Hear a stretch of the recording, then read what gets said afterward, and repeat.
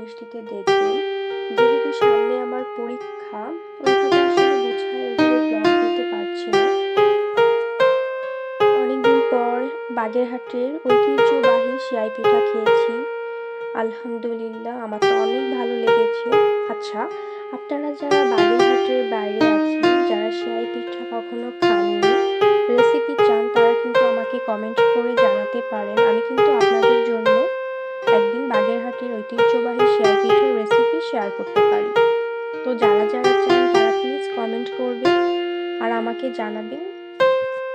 মেয়েরা বাপের বাড়ি যাবে আর টোপলা বাঁধবে না, এটা কিন্তু হয় না। তো আমি আসার সময় অনেক বেশি খাবার নিয়ে এসেছিলাম, তো যার কারণে আমার অনেকদিন রান্না করা লাগেনি। আর যেহেতু অনেক বেশি শীত, এই জন্য আমি অনেক বেশি অলস হয়ে গিয়েছি আর আমার সব কিছুই হচ্ছে অগোছালো। সবাই সবসময় দেখি ভিডিওতে গোছানো ভিডিও দেয়, আমি একটু অগোছালো ভিডিও দিলাম। আমি যখন বাসায় ছিলাম না, বাড়িওয়ালা আঙ্কেল তখন আমাদের ঘরটাকে রং করিয়ে দিয়েছেন। তো মাশাআল্লাহ অনেক সুন্দর হয়েছে, ওইটা একটু আপনাদের সাথে শেয়ার করলাম। যদিও আমি অনেক অগোছালো করে রেখেছি সব কিছু।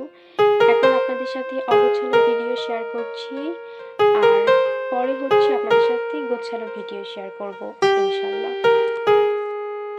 কিছুদিন আগে আমার হাজবেন্ডের সাথে তার ভার্সিটিতে গিয়েছিলাম, আর এরকম সুন্দর সাবজেক্ট ওয়াইজ এরকম সুন্দর সুন্দর অনেক কারুকার্য দেখেছিলাম, যার একটা ছোট্ট ভিডিও করে নিয়ে এসেছিলাম, আপনাদের সাথে শেয়ার করলাম। আশা করি আপনাদের অনেক ভালো লাগবে। যারা এতক্ষণ পর্যন্ত আমার ভিডিওটি দেখেছেন তাদেরকে জানাচ্ছি অসংখ্য ধন্যবাদ। আপনারা প্লিজ আমার ভিডিওতে একটা লাইক করে দিবেন আর সাবস্ক্রাইব করে আমার পাশে থাকবেন। ধন্যবাদ। আর এইদিকে এত শীত, কিন্তু আমার রোমিওর মাশাআল্লাহ সারাক্ষণই গরম লাগে। তো ও হচ্ছে কম্বলের ভিতর থেকে বের হয়ে এখন হচ্ছে বিছানায় একদম শুয়ে আছে।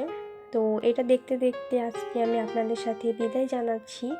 দেখা হবে পরবর্তী কোনো ভিডিওতে। ততক্ষণ সবাই ভালো থাকবেন, সুস্থ থাকবেন, আমার পাশে থাকবেন। আল্লাহ হাফেজ। আসসালামু আলাইকুম এভরিওয়ান।